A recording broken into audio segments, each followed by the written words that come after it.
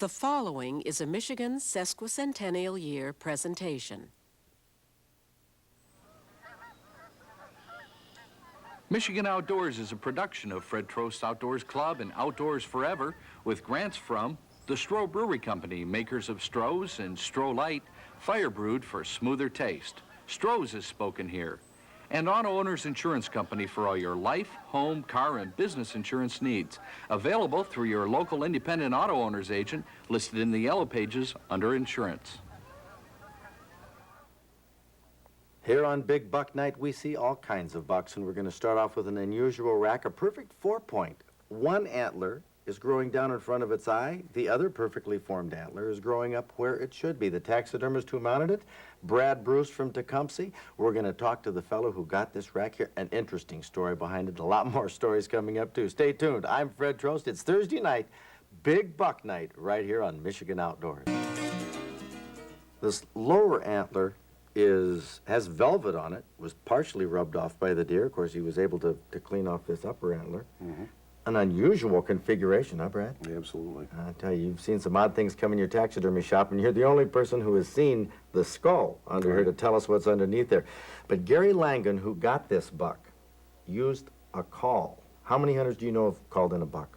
Not many at all, if Not any. many. This is an interesting story. Let's go to Gary Langan and hear the story behind this 4-point. Well, what was the story behind this buck? Had you seen this before you got it?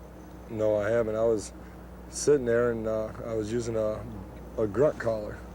And I wasn't even sitting 20 minutes, and I probably blew it 3 times. And if deers had toes, this deer would have been on his toes. He came over just looking for something. And now, you know, that would sound like these grunt collars work like a snap. But how many times have you been hunting this year? we just got this grunt collar the past week. No kidding. My kids were playing with it outside when the night before that, a 4-point come up and a spike come up.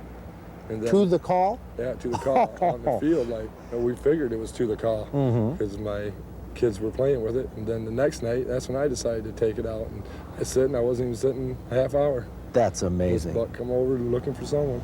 This buck that is a 4-point, but I have never seen a deformation just like that. It looks like if this deer had maybe another year, it could possibly injure itself or...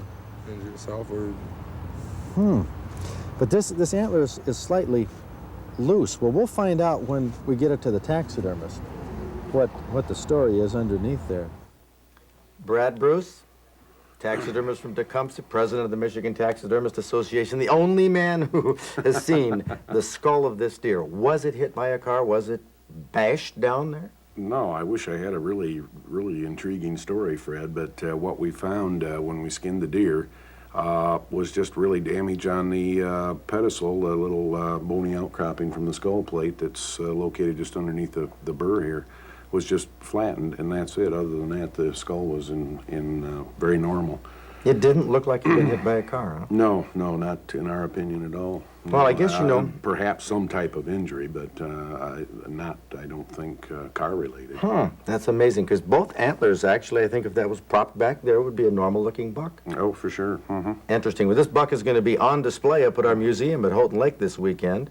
Brad Bruce, the taxidermist. Well, we thought we'd really find something there. Well, I kind of thought we would too, but it wasn't there. With the card deer kills around the state, we have a story right now. Adeline Werp, who was up in Alcona County, and she had an encounter with a 10-point that she won't forget. Do you see bucks in the woods a lot, Adeline? No. You don't? I never see them. Except on the highway. Right. Well, what was this, 2 days before opening day, 3 days? It was Thursday, about 10 minutes to 7. I was on my way to camp. I was going down 65 just before I come to Whittemore, and I was really frightened. I was following this car, and I was about 4 car lengths behind them. I was watching the road because son Joe had said to me, "Mom, be careful, watch for the deer." I didn't expect to see anything come out from the side of the road, and all of a sudden I see this head with 2 big horns.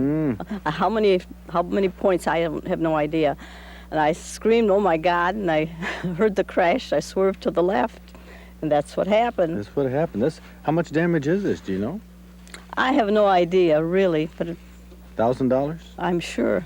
or so? Looks Somebody like said that's where the horn hit it. right here, the antler Yes, whacked it right there. So it hit it on the front. yes. Now, how did you get all this damage down the side? Well, I think when I went to the state police and turned in the report, the officer thought that when I hit the deer here, the rear end of it. Oh, swung around. Mm-hmm. So it was a big deer. Yes, and he was sure that I killed it. So, but you don't know what happened Nope, to it? I wasn't going to stop. Not at night, not when it was dark. Mm-hmm. There was a car that was following me, maybe about a quarter of a mile back of me, and their brights went on, but then they didn't stop either. They just kept right on going. So I'm sure they saw what happened, but Scared you? frightened me. All I could see for a couple of nights was this head with horns. Coming at your car. Right. I don't want to ever go through that again. Adeline Werp was lucky. Last year, 5 people were killed when their cars hit deer on Michigan highways. 5 of nearly 33,000 car deer accidents reported in 1986. The more deer hunters harvest, the less car deer accidents are likely to happen in the coming year. But some hunters, like Doug Little of Royal Oak, can't seem to find a buck in the woods despite years and years of hunting. And early 70s. Yeah. But now, what year did you get your buck? I think it was in 1948. Now, why is it since 1948 and I was out 1987? this morning. I don't know. This morning I seen 6 does. Morning, no horns. I just can't put a horn on them. You must have seen bucks, though. No, I've never seen a buck. The only buck I ever seen is the one I got. In 1948? And that was in 1948, the only buck I've ever got. That's an incredible streak. Incredible That's story. almost it's an Yeah, almost a I know. Guinness story. I know. How many? I see deer every year. I have a place up here just, I'm just out of Meredith around Elbow Lake in there. And we were out this morning. We'll go out, tomorrow morning because I'm up for a week and then I'm going up to Traverse City to try it around there because my son-in-law lives up there. Maybe I'll have some luck up there. No kidding. But, yeah. Now, why in the world would you hunt for 39 years I don't know. and not just give up and I say, know, and I go every year. I go every year. Oh, it's the fun. The woods, and I just love it. And get away from the city, the fresh air, and you just can't beat it. It sounds to me like if you broke your streak and got a buck this year, Well, maybe Your it's not reputation- over with yet. your reputation would be shot. I know it's not over with yet. We may get them. Oh, we've had, 4 or 5 out of our area up there. But it wasn't me. My son's got one. My brother used to get them. And his father-in-law up there used to get them. He was about 6 feet. No, he was 74 last time he come up. And he got one. Yeah, that was imagine- right behind the cabin. I imagine there were a few years in there where you took a lot of joking. 5 years Still without taking a lot of jokes. Still taking a lot? Yeah, still taking a lot of I jokes. thought maybe you'd be past that. Yeah, no. I'll get one yet. Have you been hunting the same area since 1940? No. Right now, the area I've been hunting, I'd say for the last 15 years. And that's this area here. And then look up here. I know, Something I'm not doing right. Yeah. but it doesn't seem to worry you too much. Oh, no, I love it. I look for it. That's my week every year. Well, that's outstanding. Yeah. Hey, No, we love it. the Deer Hunter's Great Attitude of the Year Award. Oh, yeah. Goes Just to- hang in there. Hang in there. Hang in Goes there. to who? Were you? Doug Little. Doug Little? Yeah, out of Royal Oak. Hey, Right. a big man in the hunter's book, I'll tell you. Thanks, Fred. Thanks a lot. What?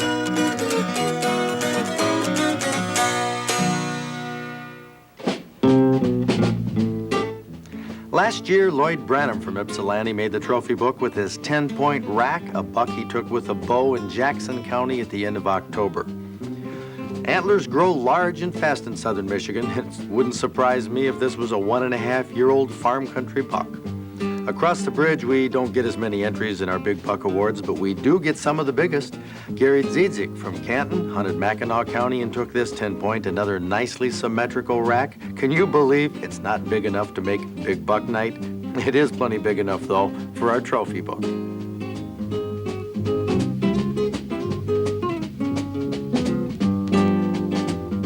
Muzzleloaders have a short season coming up. Bow hunters are in business right now. Gale's Bait and Tackle at Quantico has a bow hunters are waiting for the corn to come down.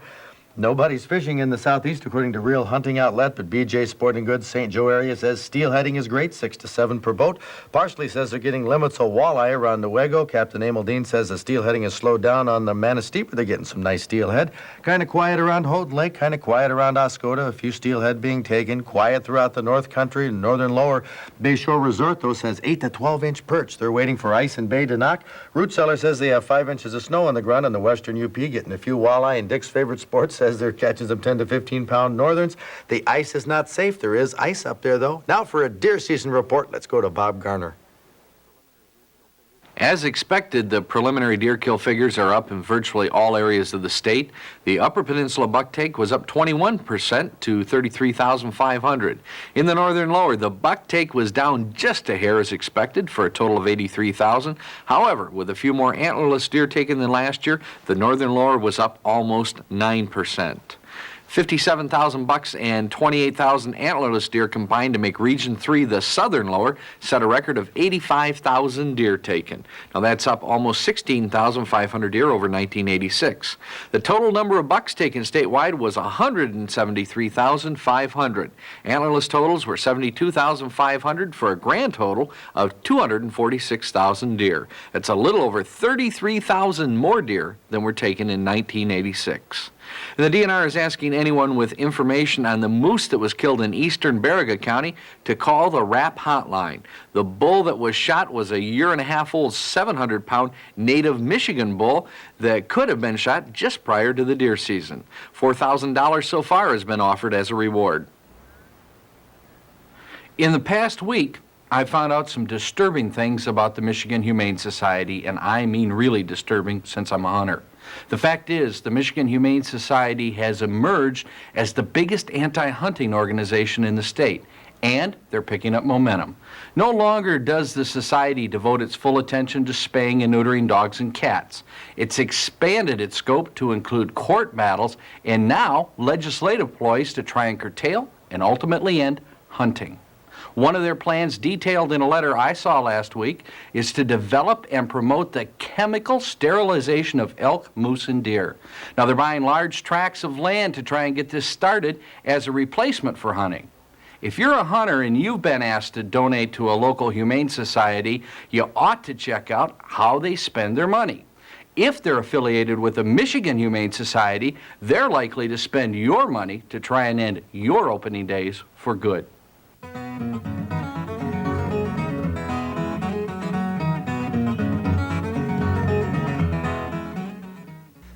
We got a letter from Andy Dotson from Northville who asks, if a buck and a doe were standing side by side and I fired one shot from my .30-06, which went through the buck and the doe, killing both, would I legally be able to keep both deer? Well, if you don't have 2 deer tags, you can't legally possess 2 deer no matter what the circumstances are. Herb Burns, the DNR law chief, says you should leave the second deer where it is and call a conservation officer. What could get you in trouble is doing anything that would look like you were trying to possess the deer. That's field dressing, dragging it to your truck, and so on. For your protection, leave the deer where it is and give the conservation officer the best evidence that the double shooting was a mistake and not intentional. Otherwise, you could be open for a ticket. Deer antlers are true bone composed of calcium and phosphorus. Well, what is the major difference that causes antlers to be stronger than skeletal bones in deer? Well, unlike most skeletal bones in mammals, antler bones are solid and do not have a soft core of marrow. Take my advice, don't Vic Werp from Bloomfield Hills owns the Dry Hole Club in Alcona County, where I spent opening morning this season. Vic's a lifelong hunter and fisherman. He's 71 years old, and there aren't too many things that slow him down outdoors. Really, Vic? Now, do you have any hearing problems? Are those hearing aids you have? Oh, yes. About 15 years ago, I fired a rifle in an enclosed blind. It wasn't really all that enclosed, but I couldn't hear for 2 days, and then my hearing came back, and then gradually I had a little loss every year. And now with the microphones, I can turn everybody off or on at my pleasure. Can you hear as well as you used to with the hearing aids? I mean, how effective are they? Oh, yes. The only trouble is in a big crowd, it's pretty hard to separate the voices. Mm-hmm. But It's no great problem, actually. So firing a rifle from a rifle shot, that accelerated the hearing loss. That's what the doctor said, yes. Had you, up to that point, had you always worn ear muffs or ear protection when you sighted in your rifle or shot? Sometime. Sometime I just forget. Mm-hmm. Do you now? Or do you just turn your hearing aid off? Just turn the hearing aid off, right. He makes the best of it, but Vic Werp's rifle shot 15 years ago can remind all of us to wear earplugs or muffs while shooting. Protecting our ears is the best way to ensure that we'll be able to enjoy the sounds of the outdoors forever. There's a venison booyah and big buck contest Saturday, December 5th at the Portage Lake Sportsman's Club at Chassell. Dave Bowman, a wildlife artist, he'll be featured at Fred Trost Museum at Houghton Lake on Saturday, December 5th from 10 a.m. till 6 p.m. Dave will be showing Midnight Vigil along with some of his other originals and prints. Ron Foss's collection of whitetail racks and other big buck trophies will also be featured. And Saturday and Sunday, there's a gun show at the Wexford County Civic Arena in Cadillac. Sunday, December 6th, Michigan's first sporting clays competition takes place at the Grand Blanc Huntsman's Club in Grand Blanc. Saturday night, February 20th in Lansing is the date of our 7th annual Stroh's Hunting Awards banquet, this year at the Lansing Civic Center. And the following Friday night is the Fishing Awards banquet at the Valley Plaza Inn in Midland. That's February 26th. And if you missed a number, you can get it by calling the Michigan Travel Bureau toll-free at 1-800-5432-YES. Another festive recipe for the holiday season, piping hot venison dip that Bonnie Zeidler entered in our wild game cooking contest last March was a winner. Oh, she won, and I can big see winner. why. The ingredients we have, cheddar cheese, sour cream. You got enchilada sauce, taco sauce, refried beans, everything that goes into a Mexican dish that's great for sitting around TV. You got your, like you say, taco mix. Now that's your dry taco mix. You can spread your refried beans in the bottom of your dish. And those will kind of make a layer on the bottom. And then you're going to fry your venison burger, and you want it cooked completely. And then you're going to mix all your other sauces and your taco mix and everything all together right in the meat. With that burger. That's right. And then put on the cheese, and it calls for a cup and a half of cheese and several different kinds. And that's going to cook just until the cheese is bubbly. And then you're going to put sour cream on the top of it. So that's basically already cooked. And there's the sour cream, and here we have the finished dish that Bob Garner has taken about an eighth of here. Well, I plan to get another 3/4 of it too. What's Now, left? how do you rank this, Bob? This is kind of hot. This has some... Spicy, not really hot, just spicy. Yeah, that's exactly the tenor of this thing. I think you could heat it up if you wanted to with some jalapenos and things like that, but it is terribly spicy. And from what you tell me, Fred, the Mexican food is like this for the holidays. Oh, yeah. And it is. It's good and festive and spicy. Great for sitting around watching TV, a baseball game, football game this time of year. Could you freeze this? Oh, absolutely. You could? want really? to put the sour cream on it. Yes, but you yeah, could freeze it. Neat. definitely. And definitely you can taste the venison. It does taste like a little hint of venison burger right in there. But a great treat. Bonnie Zeidler did a great job. Something that's easy to make. You could make a great recipe for the holiday season. See if you folks can't get outdoors this weekend. It's a great place to be. See you next week.